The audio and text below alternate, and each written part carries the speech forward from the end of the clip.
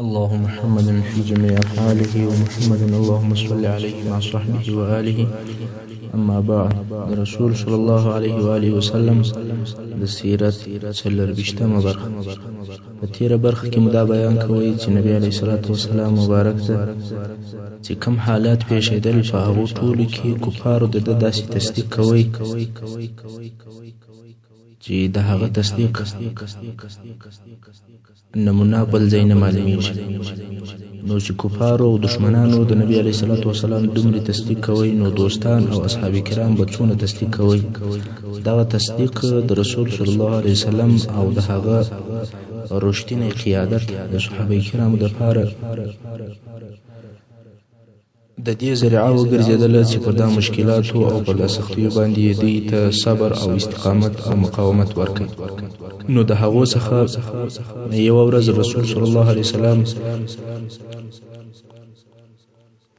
د کعبې شریفې سر طواف کوي. څو ځله کفارو د صلی الله علیه وسلم ته بد وویل، خو په آخري شوط کې یا په آخري ځل کې رسول صلی الله علیه وسلم ورته وویل: یا معشر القریش جئتکم بالذبح، ای د قریشو ډلې، ستاسې د حلالولو دپاره راغلی یم. د دغې خبرې د بیرې څخه هغه څوک چې ډېر یې دښمن وي په زاریو شروع وکول. دا ولې؟ ځکه رسول صلی الله علیه وسلم صادق الامین و. د کفارو او دشمنانو یې د ده پر هر خبره باندې یقین و. کله چې رسول صلی الله علیه وسلم پر سجده و او کفار د رسول صلی الله علیه وسلم پر سر هغه د اوښي د نس شیان ورکښېښول او بیا یې دونه وخندل چې ځانونه یې نه سوای ټینګولی. خو رسول صلی الله علیه وسلم چې یو وار اشاره ورته وکوله، یوازې دا نه چې د کفارو خندا ورکه سوه، بلکې پر ټولو غم او پریشاني ښکاره سوه او دا یې یقین سو چې دوی هلاکېږي، او بیا هم هلاک سول. رسول صلی الله علیه وسلم و عتبه ابن ابي لهب ته اشاره وکړه. د هغه به همیشه دا یقین و چې رسول صلی الله علیه وسلم د اشاره مطابق به یو څه راته پیښیږي. او کله چې یې په شام کې زمری ولیدی، نو یې وویل: والله محمد صلی الله علیه وسلم مړ کم او دی په مکه کې دی. ابی ابن خلب چې رسول صلی الله علیه وسلم ته به په وژلو سره وعده ورکوله او ورته ویل به چې زه به دې وژنم. یوه ورځ رسول صلی الله علیه وسلم ورته وویل: بلکې زه به تا وژنم ان شاء الله تعالی. کله چې ابی د احد په ورځ ډیر لږ زخمی سو، یعنی زموږ په اصطلاح وګرځل سو، ابی وویل: محمد صلی الله علیه وسلم ما ته په مکه کې ویلي وو زه به دې وژنم، والله که پر ما ناوړي هم توکې مړ به مې کړي. دغه کیسه به د احد په غزا کې په تفصیل سره واورئ ان شاء الله تعالی. سعد ابن معاذ رضی الله عنه مکې مکرمې ته راغلی و، او امیه ابن خلب چې د سعد پخوانی اشنای و، هغه ته وویل: ما د رسول صلی الله علیه وسلم څه واورېدل چې ویل یې مسلمانان ستا وژونکي دي.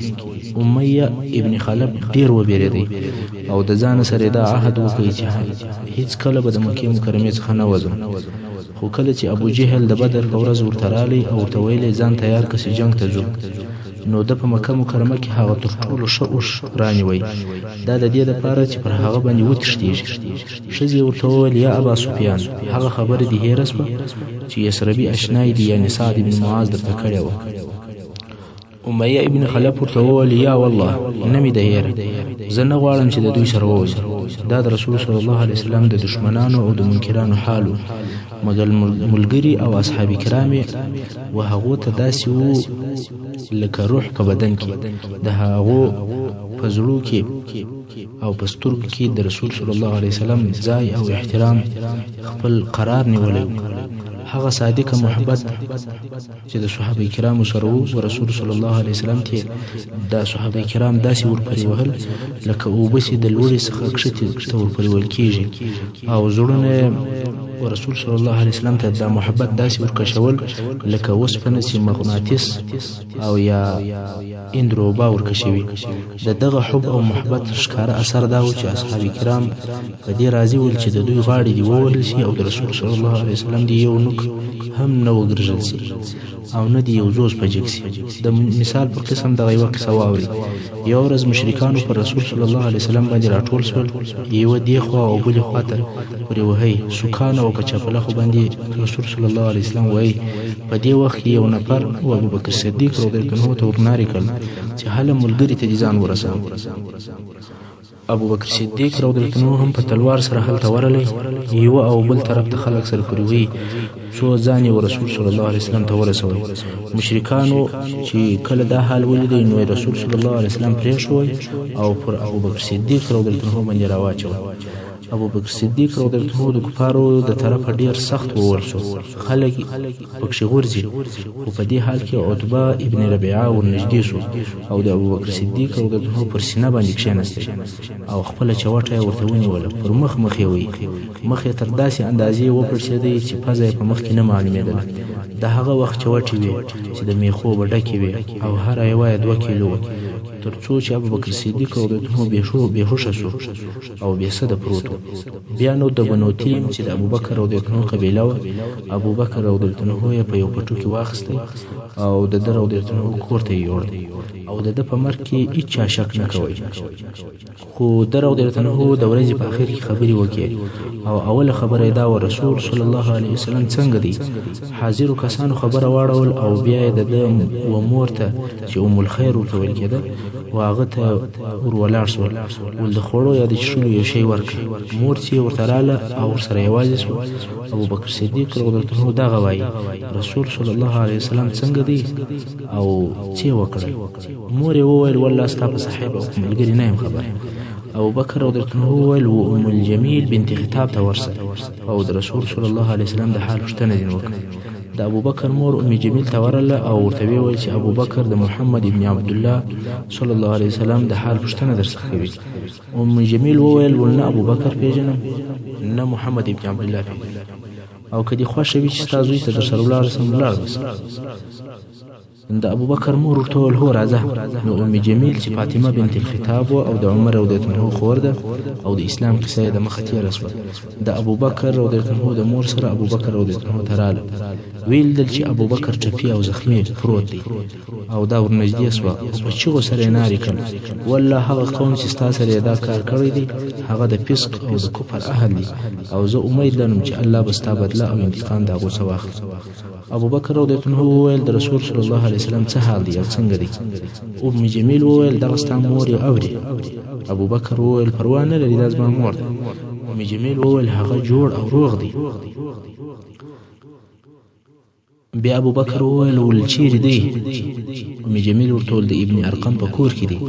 ابوبکر رضی الله عنه وویل ول والله نه به خواړه وخورم او نه به شی وڅښم تر څو چې رسول صلی الله علیه وسلم ته نه یم ورغلی. هغه وویل ته لږ وخت انتظار وکړه چې ته څه ارامه سې او خلک کوره ته سره ولاړ شي.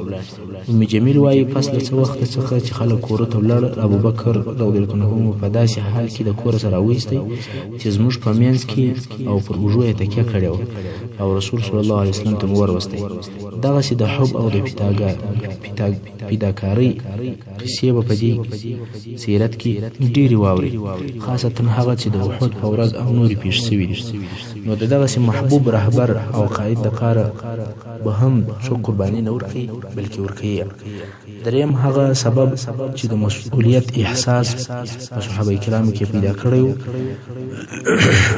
هغه صحابه کرامو دې ته اماده کړل چې دوی پر دومرې سختو مشکلاتو باندې تحمل او استقامت وکړي. اصحاب کرام پوهېدل چې د بشر پر غاړه ډېر لوی او عظیم مسؤلیت پروت دی او دا ممکنه نه ده چې څوک د دغه مسؤلیته په هیڅ حال کې ځان ګوښه او خلاص کړي، ځکه هغه خطرناک عواقب چې د دغه مسؤلیت څخه د تیښتې او بې پروایي په حال کې پیښیږي تر دغه اوسنیو تکالیف ډېر لوی او ډېر زیات ضررمن دي او هغه تاوان چې د مسؤلیت د نه حسولو په حالت کې دوی ته او ټول بشریت ته پیښیږي په هیڅ ډول د دغه اوسني تکالیف او مشکلاتو سره نه قیاسیږي. نو ځکه یې دغه تکالیف او ازارونه قبلول نه د مسؤلیت څخه تیښته. څلورم سبب هغه ایمان پر آخرت و. ایمان پر آخرت هغه شی دی چې د مسؤلیت احساس کوي. د اصحاب کرامو دا پوره یقین و چې دوی د الله په حضور کې درېږي او د دوی د اعمالو که لږ وي که ډېر وي که لوی وي که کوچني وي حساب ورسره کېږي او تر حساب وروسته یا به د جنت و همیشني نعمتو ته ځي یا به د دوزخ په اور کې و همیشني عذاب ته ځي. نو ځکه دوی خپل عمر د بیرې او امید په منځ کې تېروي، د الله د رحمت په امید ول او د الله د عذاب څخه بیرېدل، لکه چې الله جل جلاله د سورة مؤمنون په 8 نمبر آیات کې فرمایي اعوذ بالله من الشیطان الرجیم والذين يؤتون ما أتوا وقلوبهم وجلة أنهم إلى ربهم راجعون. یعنی هغه کسان چې ورکوي هر هغه شی چې دوی ورکي، که زکات وي او که خیرات، په داسې حال کې ورکوي چې د دوی زړونه د نه قبلېدو څخه بیرېدونکي وي، چې بېشکه دوی خپل رب ته ورتلونکي دي. او اصحاب کرام په دې پوهېدل چې دا دنیا د خپلو ټولو عذابو او نعمتو سره د آخرت په مقابل کې د غوماشي د وزر قیمت او اهمیت نه لري. دغه پوهې او یقین پر دوی د دنیا مشقتونه او تکلیفونه دونه سپکول چې په دغو عذابو او آزارو هیڅ پروا نه کېدل. پنځم شی چې د دوی احساسات یې ورقوي کول هغه قرآن مجید و. په دغه سختو او قهرمنو او ترخو حالاتو کې د قرآن مجید داسې سورتونه او آیاتونه نازلېدل چې د اسلام پر مبادیو او د اسلام پر اساس او د اسلام پر بنسټ باندې حجت او دلایل ول، او مسلمانانو ته هغه لارښوونې کولې چې د هغو په عملي کولو سره ټول عالم بلکې ټول بشریت هغو کې یو ښه ټولنه جوړېږي چې هغه اسلامي ټولنه ده، او د مسلمانانو احساسات یې پر صبر او استقامت باندې ټینګول، او د دغه مقصد دپاره بې مثاله حکمتونه به بیانول او ډېر مثالونه یې بیانول. د مثال په ډول د سورة بقرې په 214 نمبر آیت کې الله جل جلاله فرمایي: اعوذ بالله من الشیطان الرجیم: ام حسبتم ان تدخلوا الجنة ولما يأتكم مثل الذين خلوا من قبلكم مستهم البأساء والضراء وزلزلوا حتى يقول الرسول والذين آمنوا معه متى نصر الله ألا إن نصر الله قريب. یعنی ای مومنانو، آیا تاسې ګمان کوئ چې تاسې به جنت ته داخل سئ او پر تاسې به د هغو کسانو په مثل سختۍ نه وي راغلي چې پخوا تېر سوي دي؟ پر هغو تکالیف او سختۍ رالې، لوږه او مسکلت پر رالل، ازارونه او تکلیفونه ورته پېښ شول، تر داسې اندازې چې هم به هغه د دوی رسول او هم به هغو کسانو چې د ده سره ایمان راوړی ویل به د الله نصرت به کله وي.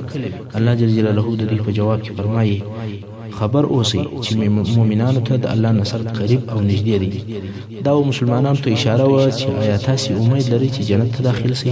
حال دا چې هغه تکلیفونه او آزارونه چې پخوانیو امتو ته پېښ سوي وو تاسې ته به نه پېښېږي.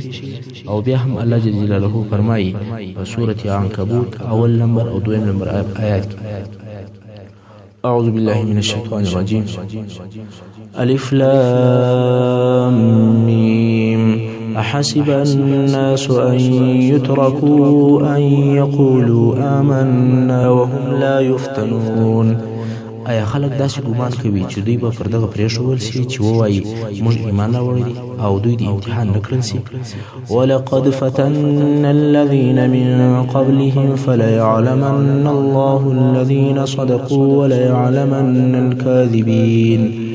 په تحقیق موږ امتحان کړی دی هغه کسانو لره چې تر دوی د مخه ول، پس خامخا به الله په علم ظاهري سره هغه کسان معلوم کړي چې په خپل ایمان کې صادق دي، او خامخا به هغه کسان په علم ظاهري سره معلوم کړي چې دروغجن دي.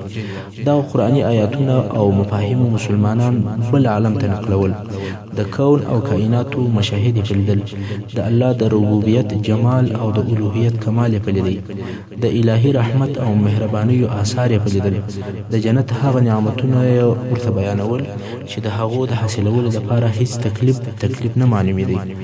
د دغو آیاتو په جریان کې مسلمانانو ته په الهي رحمت او نعمتو، په جنت او په الهي رضا سره زیری ورکول کېدل، او په عین وخت کې د دوی د ظالمانو، دشمنانو او سرکش کفارو د محاکمې حالات بیانېدل چې بیا پس له محاکمې څخه پړ مخې دوزخ ته ورکشول کېږي او ورته ویل کېږي ذوقوا مس سقر، یعنی د دوزخ د عذابو خوند وګورئ. شپږم شی د کامیابۍ زیری ول. د دغو ټولو تکالیفو سره سره مسلمانان د اولې ورځې څخه بلکې د مخه تر دې چې اسلام ته داخل سي په دې پوهېدل چې اسلام ته داخلېدل دا معنا نه لري چې باید مشکلات او تکالیف یوسو، بلکې د اولې ورځې څخه د اسلام دعوت هدف دا و چې ړوند جاهلیت او د هغه جاهلیت ظالم نظام د منځه یوسي. مسلمانان پوهېدل چې د اسلام اساسي هدف دا دی چې پر ځمکه خپل نفوذ جاري کړي او په عالم کې سیاسي نفوذ لاسته راوړي، چې انساني امت او بشري ټولنه د الله د رضا پر طرف رهي کړي او د بندګانو د بندګۍ څخه د الله جل جلاله و بندګۍ ته ور وباسي. او د قرآن مجید دغه د کامیابۍ زیری ځینې وختونه په پوره صراحت سره ول او ځینې وختونه به بیا په کنایي سره مسلمانانو ته نازلېدل. دغه د سختیو په ژوند او د ازارو په وختو کې پر ځمکه پر مسلمانانو ډیره تنګه شوه او قریبه وه چې د دوی د ژوند ورځې پای او اخر ته ورسیږي. هغه آیاتونه بیا نازلېدل چې د پخوانیو انبیاو او د دوی د قومو حالات پکې بیانېدل. داسې واقعات پکې ذکر کېدل چې د مکې مکرمې د مسلمانانو او د کفارو د حال سره مطلق برابر ول.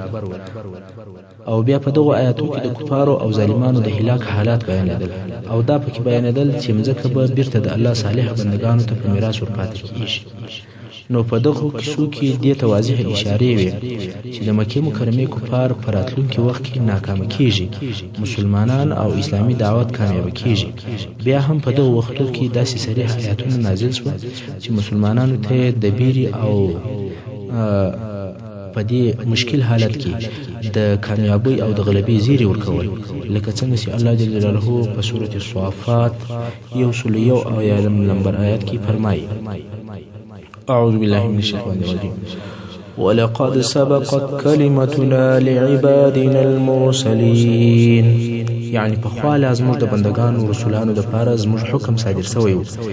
انهم لهم المنصورون، بشکه چې د دوی سره مرسته او مدد شوی دی. وان جندنا لهم الغالبون، او بشکه زموږ لشکري کامیاب او پر کفارو بریالي دي. فتول عنهم حتى حين، تر یو وخت پورې ته د دوی څخه مخ وګرځوه، یعنی څو ورځې لا دوی ته صبر وکوه، څه مه ورته وایه. وابصرهم فسوف يبصرون، ته څه موده دوی ته وګوره، ژر دی چې دوی به خپل عاقبت او اخري انجام ته وګوري او هغه به وویني. افبعذابنا يستعجلون، آیا دوی زموږ د عذاب د راتلو تلوار کوي؟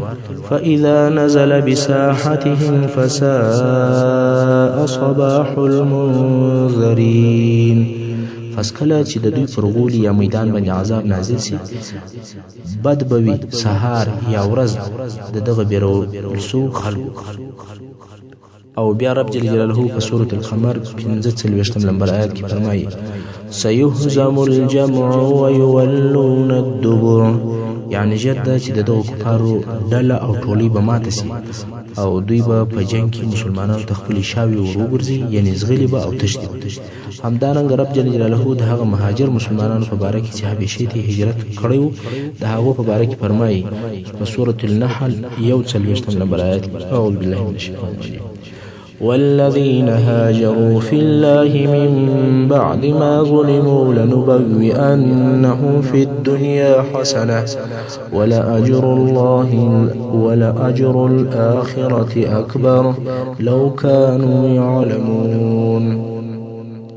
یعنی هغه کسان چې د الله په لار کې ورسته تر هغه چې ظلم پر اوسو هجرت کړی دی، نو خامخا به موږ په دنیا کې دوی ته ښه ځای ورکړو او خامخا به د آخرت اجر او ثواب ډېر ورکړو که دغه مهاجرین هغه خپل لوی اجر پوهېدلی. د الله جل جلاله د طرفه دغه قسم زیری او بشارتونه و مسلمانانو ته خورا ډېر دي چې د هغو په رانقلولو سره مضمون اوږدېږي. همدارنګه د رسول صلی الله علیه وسلم د طرفه دغه زیری یو او بل وخت مسلمانانو ته ورکول کېدل. کله چې به د حج موسم رالی، رسول صلی الله علیه وسلم به د رسالت د تبلیغ او د دعوت لپاره د خلکو په منځ کې ودرېدی او یوازې په جنت سره یې زیری نه ورکول، بلکې په پوره صراحت سره به ویل: ای خلکو، لا اله الا الله ووایاست چې له الهي عذاب څخه خلاص سئ، او په دغه کلمه سره به د عربو باچهان سئ او عجم به مو اطاعت وکړي، او که مړه سواست په جنت کې به بیا باچهان یاست. دا رنګ رسول صلی الله علیه وسلم د قریشو هغه اخرینی ډلې ته چې ابو طالب ته ورغلل په صراحت سره وویل: زه له دوی څخه یوه جمله غواړم، دوی د هغه قبوله کړي عرب به ورته تابع سي او د عجمو به باچهان سي. د رسول صلی الله علیه وسلم دغه زیری او بشارتونه په پټه او په پرده کې نه ول، بلکې لڅ او ښکاره او په صراحت سره ول. لکه څنګه چې مسلمانان په خبر و، دارنګه کفارو ته هم تر داسې اندازې ور معلوم ول چې د رسول صلی الله علیه وسلم اصحاب کرام به ولیدل، د پسخند او د ملنډو پر قسم به ویل هغه د ځمکې باچاهان رالو، ژر دی چې د کسرا او د قیصر په باچاهیو به کامیابه شي. بیا به یې شپیلکیان او چکچکې کولې. نو د دغه په مقابل کې چې اصحاب کرامو ته په دنیا کې د روښانه مستقبل زیر ورکول کېدل او د هغو امیدو سره چې په آخرت کې به پر جنت کامیابه کیږي، اصحاب کرامو دغه پرلپسې عذابونه پر دوی چې اورېدل او هغه مصیبتونه له هره طرفه چې پر دوی راګرځېدلي ول، دا یې داسې بلل لکه د پسرلي اوریځ چې ژر به سره وپاشل شي. پر دې ټولو سربیره رسول صلی الله علیه وسلم به همیشه د دوی ارواحونه په ایمان ورتغذیه کول، د دوی ضمیر او وجدان د قرآن او د حکمت په تعلیم سره ورپاکوي او په سالمه تربیه سره دوی تربیه کول، د دوی ارواحونه یې لوړو منزلو او د زړو پاکۍ ته رهنمایي کول، د اخلاقو صفایي، د مادیاتو څخه ازادي یې ورته بیانوله، د شهواتو سره د مقاومت لارې چارې یې ورښولې، د مځکې او اسمانو رب ته یې نږدې کول، د جهل د تاریکیو څخه د معرفت و نور ته راایستل، د ازارو په مقابل کې صبر او د نفس د مغلوبې کېدو طریقې ورښوي. نو ځکه دوی په علم کې یو رسوخ او محکموالی پیدا کوي، د الله جل جلاله په لار کې پانې کېدل و جنت ته شوق و حرص پر علم باندې، په دین کې فقه او پوهي درلوده، محاسبة النفس یې درلودی، غلبه پر عواطفو، تقیید په صبر سره، هدوء او وقار یې زیات شو. د مکې مکرمې درېیمه مرحله چې تر مکې مکرمې د باندې د رسول صلی الله علیه وسلم دعوت دی. محترم اوریدونکو، څنګه چې وخت لږ پاته دی او که په دې بیان شروع وشي نو بیا به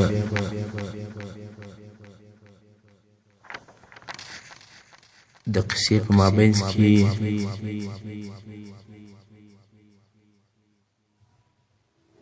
سبق ختم شي. نو زموږ د مکې مکرمې درېیمه برخه به انشاء الله تعالی د مکې مکرمې د درېیمې مرحلې بیان به په راتلونکې برخه کې واورئ. صلی الله تعالی علی خیر خلقه محمد و آله و اصحابه اجمعین.